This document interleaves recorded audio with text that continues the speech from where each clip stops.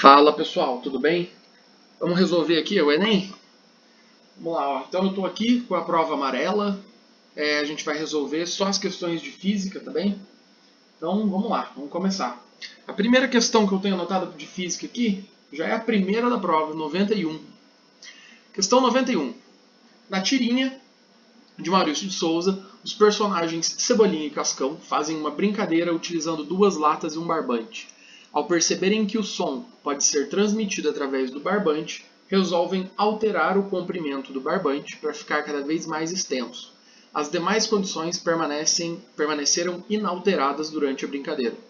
Na prática, à medida que se aumenta o comprimento do barbante, ocorre a redução de qual característica da onda sonora. Então vamos lá, ó. Ondulatória, primeira coisa que a gente deveria lembrar pelo menos é velocidade é igual a lambda vezes a frequência. O que ele está falando aqui é que está aumentando o tamanho da corda, então é como se a gente estivesse aumentando esse lambda aqui. Se está aumentando o comprimento de onda, essa frequência teria que diminuir. Então, quando ele fala ocorre a redução de qual característica, se houvesse frequência aqui, já seria frequência. A velocidade é a velocidade que essa onda se propaga no barbante. Se não mudar o meio de propagação, essa velocidade vai ser sempre a mesma. Então, não pode ser a velocidade. Então, automaticamente já anula a velocidade. O comprimento de onda a gente está vendo que aumenta. E ele está falando que qual ocorre redução. Então, o comprimento de onda vai aumentar e não reduzir. Então, a gente já eliminou a D e a E. Agora aqui está falando de altura, período e amplitude. O período, ó, se lembrar do período ele é 1 sobre a frequência. Essa equação geral aqui, ó, essa aqui de velocidade, a gente pode escrever ela, ao invés de frequência, a gente pode usar o período nela. Ela fica desse jeito, ó, V é igual ao comprimento de onda vezes 1 sobre o período. Agora pensa comigo, ó, para essa velocidade aqui se manter constante, ser a mesma, se a gente aumentar o lambda, o que tem que acontecer com esse período para quando a gente multiplicar eles continuar dando o mesmo valor? O período também tem que aumentar. Então, não pode ser período. O que sobra é altura e amplitude. Bom, vamos lá, ó. Quando a gente balança uma corda, a altura do pulso dela, o tanto que ela oscila, o tamanho da barriguinha dela, então, se a gente tiver uma oscilação aqui, esse tamanho da barriguinha vai ser a amplitude. E se conforme ela vai se propagando, ela vai diminuindo cada vez mais, ela vai ficando cada vez menor. Então, quando essa ondinha tiver mais aqui para frente, ela já vai estar um pouquinho menor, porque ela vai se dissipando, ela vai perdendo um pouco de energia. Então, esse Azinho, essa amplitude, ela vai ficando cada vez menor. Então, se aumentar o comprimento do barbante, o que vai acontecer é que a amplitude vai acabar diminuindo. Então, alternativa C. Próxima. A próxima, a 92 aqui, também já é de física. Então, vamos lá. Informações digitais, dados, são gravados em discos óticos, como CD e DVD, na forma de cavidades microscópicas. A gravação e a leitura ótica dessas informações são realizadas por um laser, uma fonte de luz monocromática. Quanto menores as dimensões dessas cavidades, mais dados são armazenados na mesma área do disco. O fator limitante para a leitura de dados é o espalhamento da luz pelo efeito de difração, fenômeno que ocorre quando a luz atravessa um obstáculo com dimensões da ordem de seu comprimento de onda. Essa limitação motivou o desenvolvimento de lasers com emissão em menores comprimentos de onda, possibilitando armazenar e ler dados em cavidades cada vez menores. Em qual região espectral se situa o comprimento de onda do laser que otimiza o armazenamento e a leitura dos dados em um disco da mesma área? Vamos lá, essa aqui tem dois raciocínios, um físico e um de senso comum que você poderia usar. O físico, primeiro, se você lembrar do espectro visível que a gente consegue ver, que são aquelas cores do arco-íris lá, a cor que está mais na ponta aqui, e aí começa o infravermelho,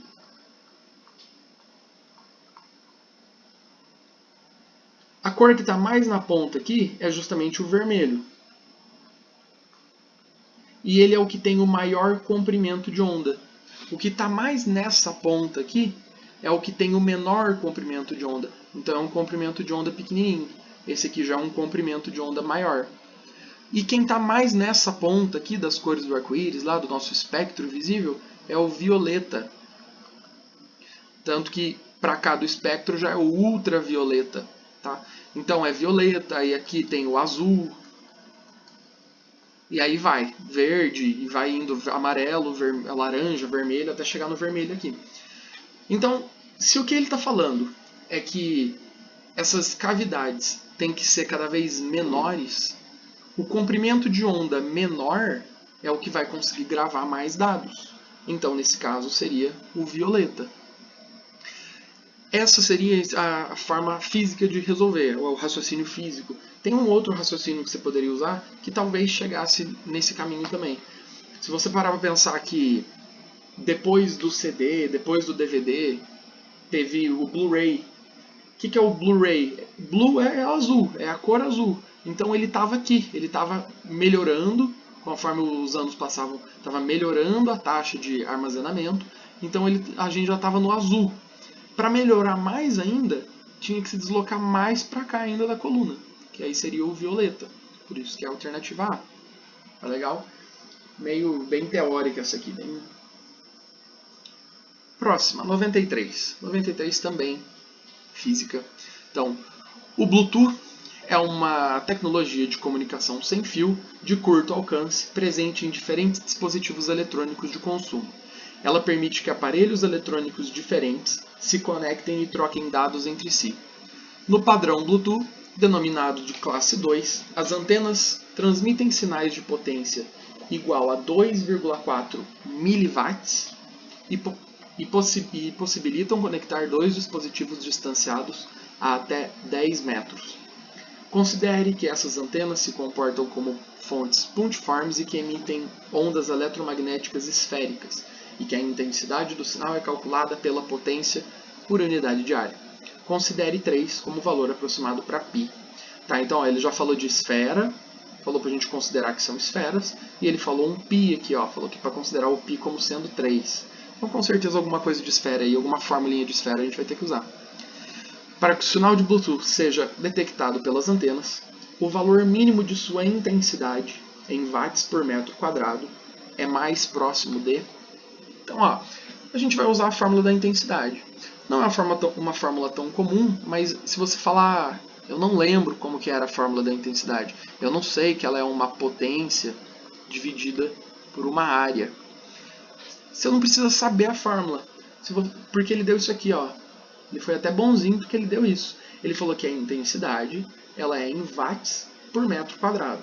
Watts, o que ele já deu em watts aqui? Já deu uma potência.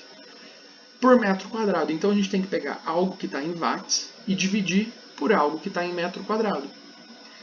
Como ele está falando que as ondas eletromagnéticas estão no formato esférico aqui e tem essa distância, a gente vai ter que calcular essa área da esfera. Então vamos lá. A intensidade ela vai ser 2,4 vezes 10 a menos 3, porque é miliwatts, dividido área da esfera. Vamos lá, a área da esfera, 4 πr ao quadrado. O π ele falou para usar 3 e o r é o 10. Então isso aqui, 2,4 vezes 10 a menos 3, 4 vezes 3 vezes 10 ao quadrado. Vamos lá, vamos resolver isso aqui. 4 vezes 3 dá 12. 2,4 dividido por 12 vai dar 0,2. Agora, trabalhar a notação aqui, 10 a menos 3 dividido por 10 a segunda, conserva a base, subtrai os expoentes. Menos 3, menos 2, menos 5 watts por metro quadrado. Alternativa B. Beleza? A próxima que a gente tem aqui é o exercício 95. Esse aqui. Vamos lá. Em uma indústria alimentícia, para a produção de doce de leite, utiliza-se um tacho de parede oca com uma entrada para o vapor de água a 120 graus Celsius e uma saída de água líquida em equilíbrio com o vapor a 100 graus Celsius. Ao passar pela parte oca do tacho, o vapor de água transforma-se em líquido, liberando energia. A parede transfere essa energia para o interior do tacho, resultando na evaporação de água e consequente concentração do produto. No processo de concentração do produto, é utilizada a energia proveniente e ele quer saber de onde vem essa energia. Vamos lá, ó. Primeiro de tudo, vamos entender o que está acontecendo. Está entrando um vapor de água a 120 graus Celsius. Esse vapor, antes de tudo, ele vai ter que esfriar para virar um vapor a 100 graus Celsius. Depois que ele virar esse vapor a 100 graus Celsius, ele vai virar água a 100 graus Celsius. Então o que está acontecendo aqui? Ó? Aqui ele só está mudando de temperatura e não de estado. Então é um calor sensível. Aqui, do vapor para a água, ele está mudando de estado, não de temperatura. Então é um calor latente. Então, um calor sensível, um calor latente, e esse processo de vapor de gasoso para líquido é a condensação. Então, de onde veio a energia? De um calor sensível, de um calor latente, proveniente da condensação. Então, alternativa D, do calor sensível e do calor latente de condensação. Beleza? Próximo. A próxima é a 97. Essa 97 aqui, eu não tenho certeza se ela está na parte de física ou de química, mas de qualquer forma vai dar para a gente resolver aqui. Então vamos lá. De acordo com a Constituição Federal, é competência dos municípios o gerenciamento de serviços de limpeza. No entanto, serviço de limpeza e coleta dos resíduos urbanos. No entanto, há relatos de que parte desse lixo acaba sendo incinerado, liberando substâncias tóxicas para o ambiente e causando acidentes por explosões, principalmente quando ocorre a incineração de frascos de aerosóis. A temperatura elevada provoca a vaporização de todo o conteúdo dentro deste tipo de frasco, aumentando a pressão em seu interior até culminar na explosão da embalagem. Suponha um frasco metálico de um aerosol de capacidade igual a 100 ml, contendo 0,1 mol de produtos gasosos a temperatura de 650 graus Celsius. No momento da explosão, considere R igual a 0,082 litro ATM por mol Kelvin, e o que ele quer saber é a pressão em ATM dentro do frasco no momento da explosão. Então, ó, se ele está falando de mol, o que a gente vai ter que usar aqui? PV igual a nRT, equação de Clapeyron. Vamos lá, a pressão é o que a gente quer. Volume, o volume é de 100 ml. Só que olha o R aqui, está em litros. Então a gente vai ter que usar isso em litros. 100 ml é a mesma coisa que 0,1 litros. Número de mols, 0,1. R é o que ele deu ali, 0,082. E a temperatura, essa temperatura aqui. Só que tá vendo que está em Kelvin aqui? A gente vai ter que transformar isso. 650 mais 273. 3, 12 sobe 1, 9. Então, 923. Beleza, vamos lá. Pressão vai ser igual. 0,1 que tem aqui, com 0,1 que tem aqui, a gente pode cortar. A gente vai ter que multiplicar esse número aqui, então.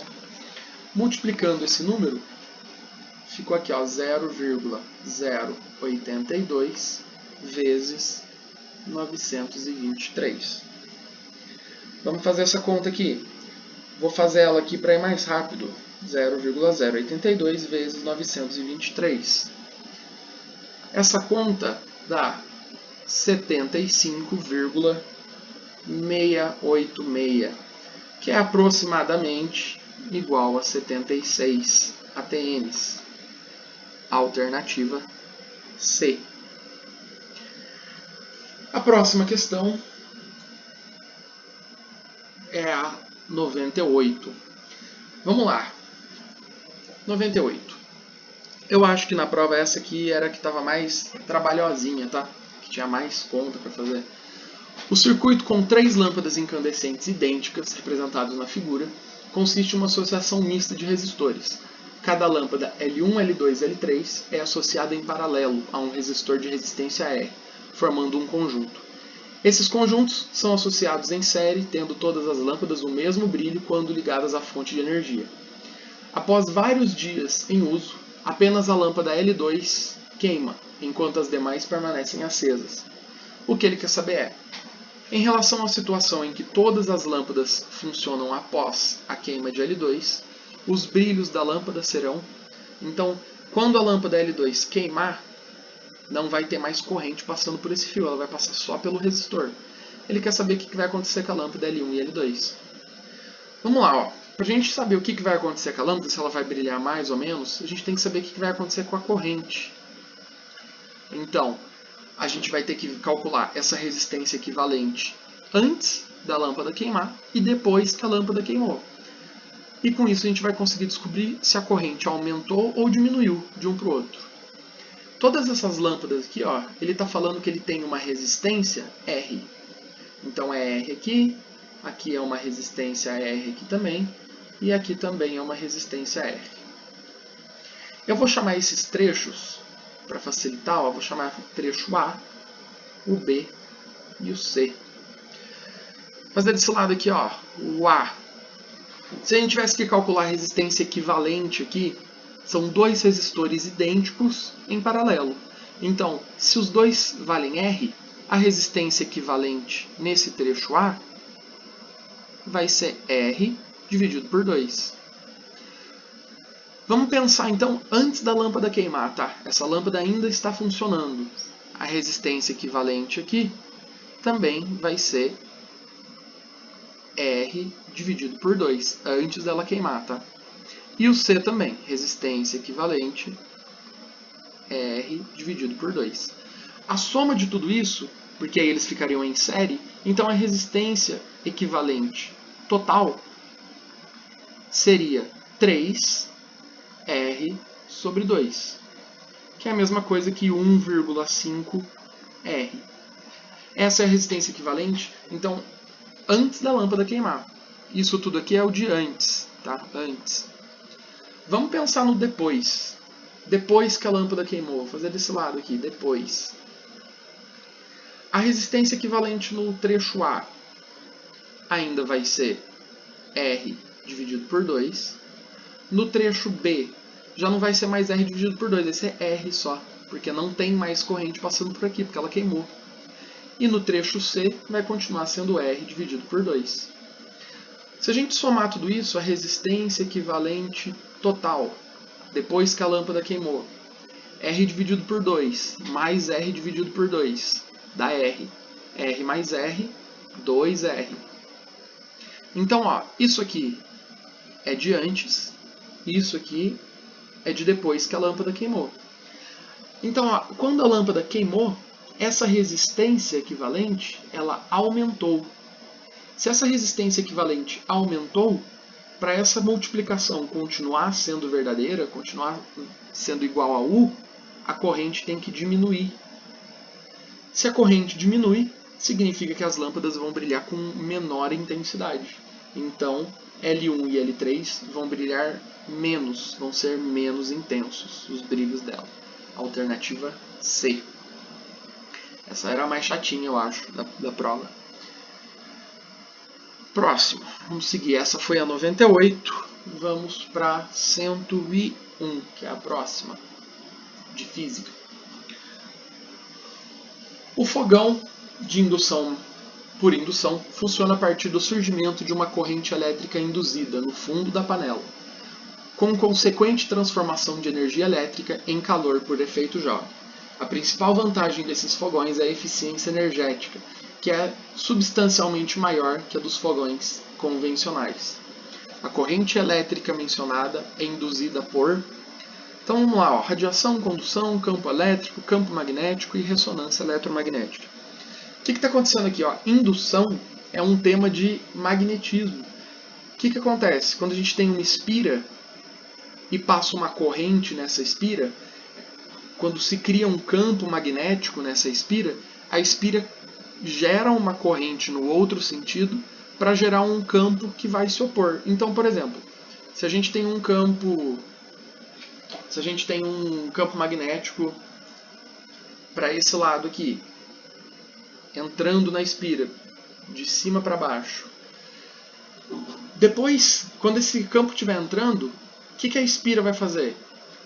Ela vai movimentar os elétrons dela, então vai gerar uma corrente aí, para tentar fazer um campo oposto, que seja oposto a esse, que seja de baixo para cima. Então, é um campo magnético que induz essa corrente a esquentar e assim fazer o fogão por indução funcionar. Inclusive, o tema da aula que a gente vê sobre isso é de indução magnética. Por isso, um campo magnético variado. Bem teórica essa. Vamos lá. 102. Uma academia decide trocar gradualmente seus aparelhos de musculação. Agora, os frequentadores que utilizam os aparelhos do tipo 1 podem também utilizar os aparelhos do tipo 2 representados na figura, para elevar as cargas correspondentes à massa 1 e massa 2, com velocidade constante. A fim de que o exercício seja realizado com a mesma força F, os usuários devem ser orientados a respeito da relação entre as cargas dos dois tipos de aparelho, já que as polias fixas apenas mudam a direção das forças, enquanto as polias móveis dividem a força. É isso que ela faz realmente. Ó. Se você pegar esse aparelho do tipo 1, a força que você vai fazer aqui para puxar é a força para erguer tudo isso. No caso do aparelho 2, a força que você vai fazer aqui, ela é metade do que você precisa para erguer o peso. Metade vai ser para cá e a outra metade para o outro lado da corda. Então essas polias móveis, elas dividem a força pela metade. Então, pensa comigo, ó, se o que ele quer é que essa força seja igual, essa força F tem que ser igual a essa força F. Só que nesse tipo de aparelho 2, ele só tem que fazer metade da força para erguer isso aqui. Então, se aqui tem um peso, vou chamar de P1, a força que ele tem que fazer vai ter que ser o dobro do peso disso aqui. Então, para essa força ser igual, essa P2 tem que ser o dobro do P1. P2 é igual a 2 vezes P1. Peso é massa vezes gravidade. Então, vou escrever aqui embaixo. Ó, massa do 1 vezes a gravidade, 2 vezes, né, tem que ser igual a massa do 2 vezes a gravidade. Quartas gravidades. Ele quer M2 dividido por M1. Então, vou passar esse M1 para cá. M2 dividido por M1 é igual a 2. Alternativa D. Beleza? Esse exercício foi o 102, o próximo 106, vamos lá. 106. Um professor lança uma esfera verticalmente para cima, a qual retorna depois de alguns segundos, ao ponto de lançamento. Em seguida, lista em um quadro todas as possibilidades para as grandezas cinemáticas. Então ele está julgando a velocidade e aceleração aqui. Ele solicita aos alunos que analisem as grandezas cinemáticas no instante em que a esfera atinge a altura máxima, escolhendo uma combinação para os módulos e sentidos das velocidades da aceleração. Então o que ele está fazendo? Ó, tinha um corpo aqui, ele jogou esse corpo para cima, ele atingiu uma altura máxima e depois ele caiu. Nesse ponto de altura máxima aqui, quando a gente arremessa uma coisa para cima, ela sobe, ela para um instante no ar, depois ela volta e começa a cair. Então, nesse ponto de altura máxima, a velocidade é 0 metros por segundo. Só que aí ele começa a cair. Por que ele cai? Porque ele sofre uma aceleração da gravidade aqui.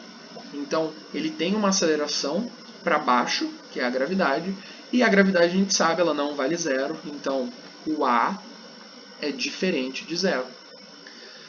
A única alternativa que fala essas duas coisas é a alternativa C. A velocidade vale zero e o A é diferente de zero e é para baixo. Alternativa C. Próximo. 114, se não me engano, isso. 114, isso. O petróleo é uma matéria-prima muito valiosa e métodos geofísicos são úteis na sua prospecção.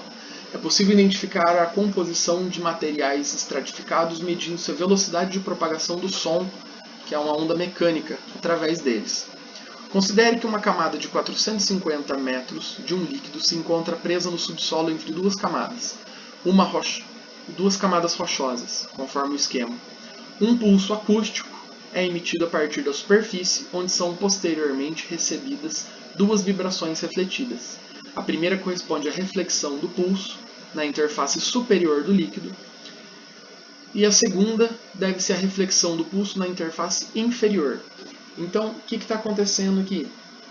Ele deu esses tempos também, ó, o primeiro eco é de 1,5. Então, na realidade, deixa eu pegar uma outra cor aqui para... O que está acontecendo? O primeiro pulso, ele desce, bate na superfície de cima e volta.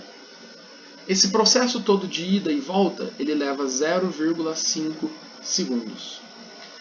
O segundo pulso, ele desce, bate na superfície de baixo desse líquido e sobe, e ele leva 1,1 segundo. Tá bom, primeiro de tudo, ó, então o que ele quer saber é a velocidade a velocidade do som na camada líquida aqui, ó, velocidade do som. Então vamos lá. Primeiro de tudo, vamos pensar o seguinte, ó, se esses tempos que ele deu são os tempos necessários para ir e voltar, significa que só o tempo de ida, só esse tempo de ida, é a metade de 0,5. Então é 0,25. Vou chamar isso de T1, tá? Que é o tempo do primeiro pulso. O tempo do segundo pulso é o tempo dele sair daqui e chegar até aqui embaixo. Vou chamar de T2 e ele vai ser a metade disso aqui. Então ele vai ser 0,55. Bom, se ele quer velocidade, velocidade é ΔS sobre ΔT. O ΔS, 450, que é o que está aqui. O ΔT vai ser T1, T2 menos T1. Esse é o nosso ΔT. T2 menos T1, 0,55 menos 0,25. Isso aqui dá 0,30, 0,3. Então, 0,3 aqui. Vamos lá. Simplificar isso aqui, ó. Vou tirar essa vírgula, acrescentar mais um zero aqui. 4.500 dividido por 3. 4.500 dividido por 3 dá 1.500 metros por segundo. Alternativa D. Boa, vamos lá. Próximo, 115. Exercício 115. É comum em viagens de avião sermos solicitados a desligar aparelhos cujo funcionamento envolva a emissão ou recepção de ondas eletromagnéticas, como celulares. A justificativa dada para esse procedimento é, entre outras coisas, a necessidade de eliminar fontes de sinais eletromagnéticos que possam interferir nas comunicações, via rádio, dos pilotos com a torre de controle. Essa interferência poderá ocorrer somente se as ondas emitidas pelo celular e as recebidas pelo rádio do avião, elas precisam ter a mesma frequência, cada onda opera em uma frequência diferente. É a mesma coisa quando você está andando de carro, com o rádio ligado, e começa a captar duas músicas, começa uma música de fundo. O que está acontecendo? Você está captando uma outra frequência também. Tem duas ondas, duas estações de rádio operando na mesma frequência ali. Então, o que define essas faixas de comunicação é a frequência. Então, alternativa C. A próxima é a de 117. Uma cafeteria adotou copos fabricados a partir de uma composição de 50% de plástico reciclado, não biodegradável, e 50% da casca de café. Então, ó, o plástico reciclado não biodegradável e 50% de casca de café. O copo é reutilizável e retornável, pois o material, semelhante a uma cerâmica, suporta a lavagem. Embora ele seja comercializado por um preço considerado alto, Quando comparado ao de um copo plástico descartável, essa cafeteria possibilita aos clientes retornarem o copo sujo e levarem o café quente servido em um outro copo já limpo e higienizado. O material desse copo oferece também o conforto de não esquentar, então ele não esquenta na parte externa. Então vamos lá. Quais duas vantagens esse copo apresenta em comparação ao copo descartável? Bom, ter durabilidade de uma cerâmica e ser totalmente biodegradável não pode ser, porque está falando que ele não é biodegradável. Ser tão durável quanto uma cerâmica e ter alta condutividade térmica. Ele não tem alta condutividade térmica, ele é um mau condutor, porque ele não esquenta a parte externa. Então, a e a B a gente já eliminou. C. Ser um mau condutor térmico, está correto até aí, e aumentar o resíduo biodegradável na natureza. Está falando que ele é não biodegradável, então não pode ser a C por causa dessa segunda parte. A primeira está até correta. D. Ter baixa condutividade térmica, está correto, porque demora para esse calor escapar e ir para a parte externa do copo, então está correta essa primeira parte. E reduzir o resíduo não biodegradável na natureza. Perfeito, é essa mesmo, é o que o enunciado está falando para a gente, alternativa D. Próxima questão, 119. Aqui. O manual de um automóvel alerta sobre os cuidados em relação à pressão do ar no interior dos pneus. Recomenda-se que a pressão seja verificada com os pneus frios, na temperatura ambiente. Um motorista desatento a essa informação realizou uma viagem longa sobre o asfalto quente e, em seguida, verificou que a pressão P0 no interior dos pneus não era recomendada pelo fabricante. Na ocasião, a temperatura dos pneus era T0. Então, quando o pneu estava quente, essa temperatura era T0. Após um longo período de repouso, os pneus do carro atingiram a temperatura ambiente T. Então, essa temperatura ela caiu para T. T0 ela estava quente e no T ela diminuiu. Durante o resfriamento não há alteração de volume, então é uma transformação isocórica ou isovolumétrica. Significa que quando a gente fizer PV1 sobre T1 sendo igual a P2, V2, T2, os V's a gente pode cortar, porque eles são constantes. Então vamos lá, ó. O que ele está falando? A gente tinha uma temperatura que ele chamou de T0 e foi para um T. Então essa temperatura diminuiu. O que tem que acontecer com a pressão para essa conta continuar igual, para essa igualdade continuar sendo verdadeira? Se a temperatura diminuiu, o número que está aqui em cima também tem que diminuir. Porque quando a gente divide um pelo outro, o resultado tem que ser o mesmo. Então a gente tem que procurar algum gráfico aqui que tanto o P quanto o T estejam diminuindo. De todos esses gráficos aqui, o que tem ambos diminuindo é o gráfico da alternativa E. Tanto o P está saindo daqui e diminuindo para um P menor, e a temperatura está saindo de um T0 e diminuindo para uma outra temperatura. Então, alternativa E. Próxima questão é a 125.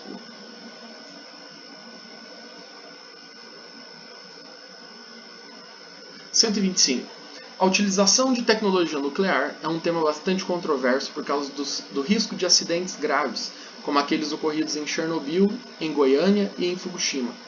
Apesar de muitas desvantagens, como a geração de resíduos tóxicos, a descontaminação ambiental dispendiosa em caso de acidentes e a utilização em armas nucleares, a geração de energia nuclear representa vantagens em comparação a outras fontes de energia. A geração dessa energia tem como característica. Então vamos lá. Formar resíduos facilmente recicláveis. Não, inclusive o lixo radioativo é um problema o que fazer com ele. B. Promover o aumento do desmatamento. Também não, né? A gente não precisa desmatar por causa da energia nuclear. Contribuir para a produção de chuva ácida. Também não. Um dos fatores da energia nuclear é que ela não libera gases que promovem efeito estufa, nem nada do tipo. Então, não é a C. Emitir gases tóxicos que são lançados no ambiente. Também não. Se ela funcionar perfeitamente, ela não faz nada disso. Sobra só a E, produzir calor sem o consumo de combustíveis fósseis. ela não tira a energia de combustíveis fósseis, né, como petróleo ou algum tipo de combustível. Então, a alternativa E. Estamos quase chegando ao fim.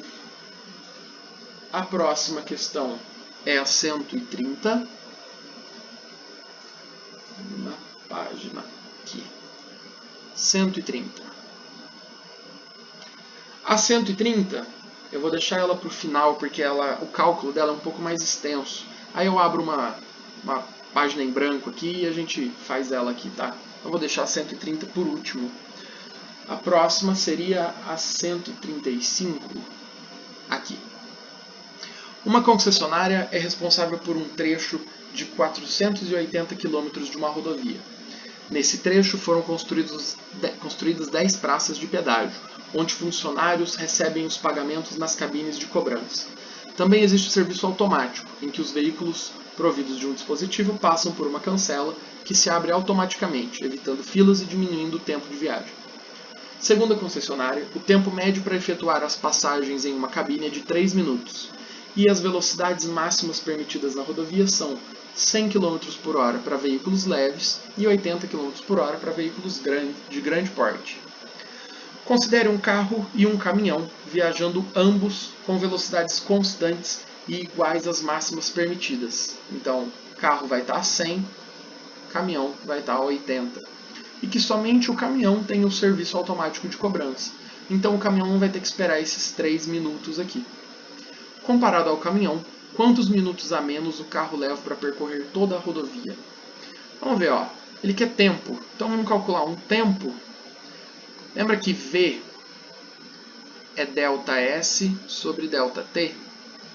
Então o ΔT vai ser ΔS dividido por V. Então o ΔT do caminhão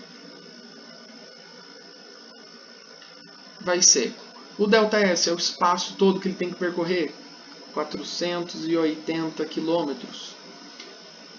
O V, a velocidade dele, a velocidade do caminhão é de 80 km por hora.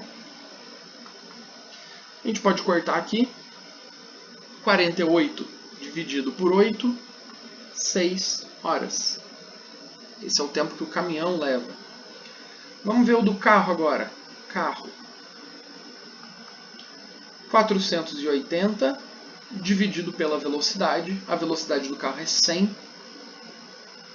Então, o carro vai levar um tempo de 4,8 horas. Só que o carro tem esses 3 minutos que ele tem que parar. Ele vai parar nas 10 praças de pedágio. 10 vezes 3 dá 30 minutos, que é meia hora, né? Então, 4,8 mais 0,5 horas, que é a meia hora. Isso aqui vai dar pra gente 5,3 horas. O que ele quer saber é, comparado ao caminhão, quantos minutos a menos o carro leva para percorrer toda a rodovia. Essa diferença de 6 horas para 5,3 horas dá 0,7 horas. Só que isso aqui ainda está em horas. A gente tem que passar para minutos. Então tem que fazer vezes 60.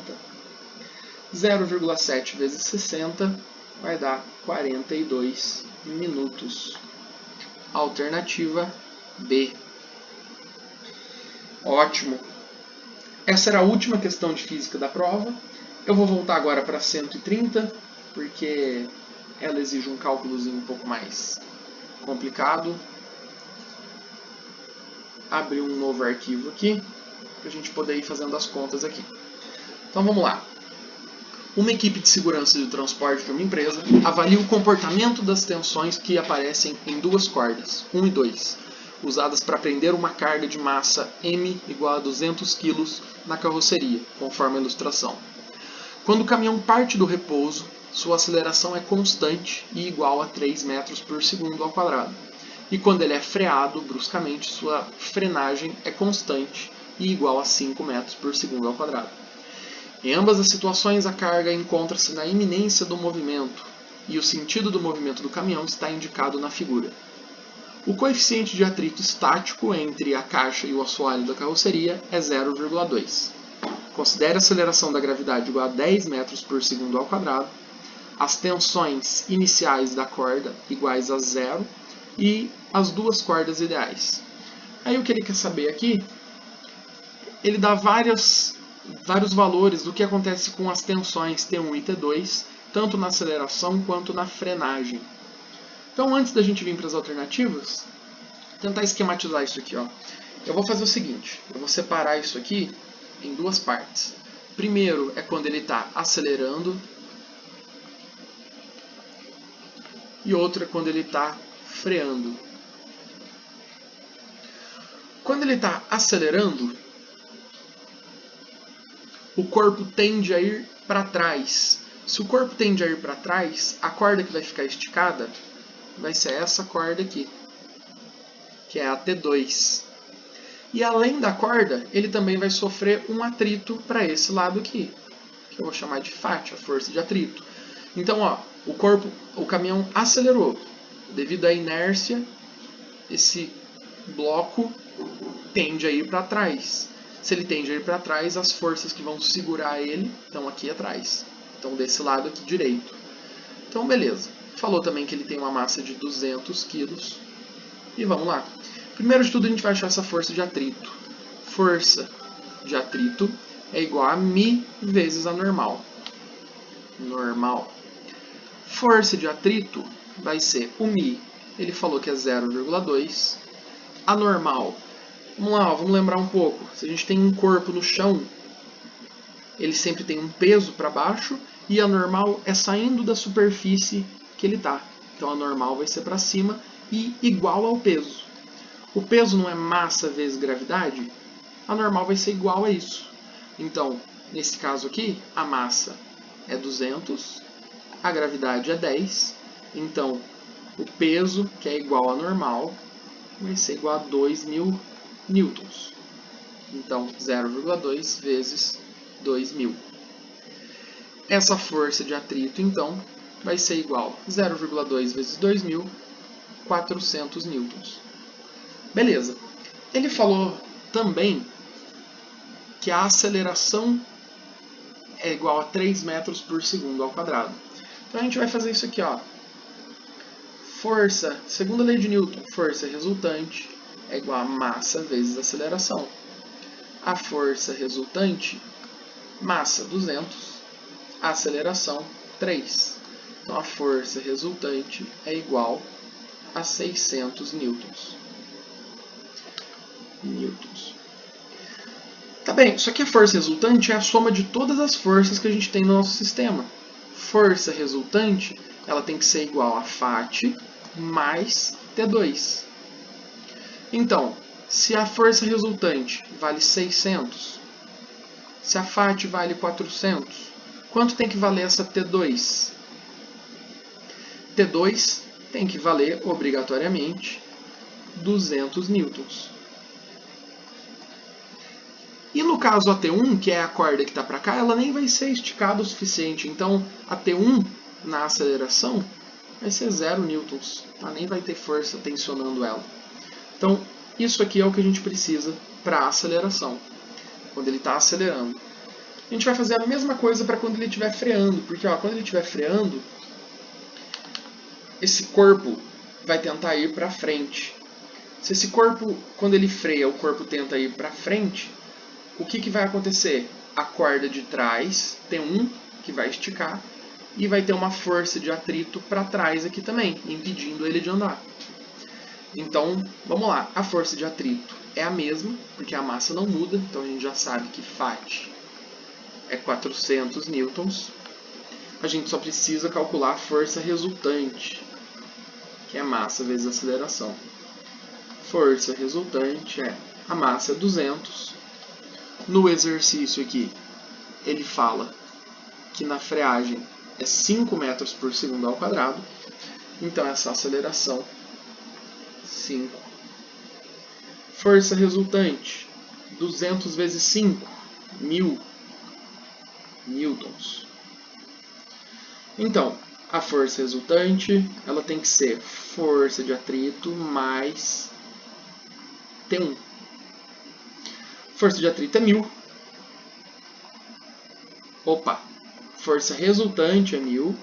força de atrito é 400 mais T1. Quanto que tem que valer a T1? Quanto que somado com 400 dá 1000? T1 é igual a 600 newtons. E nesse caso aqui, a T2 que nem vai esticar, né? Então, nesse caso aqui, a T2, 0 newtons. Então, essa é a segunda parte do nosso problema. Então, a gente tem que ver alguma alternativa lá que fala que a T2 é 200 e a T1 é 600 quando estiver freando. Vamos lá, ó. Aceleração, T1 é 0, certo? E T2 é 200, correto. Na frenagem, T1 é 600, está correto. E F2 e T2 é 0. Correto, isso mesmo, alternativa A. Tá legal?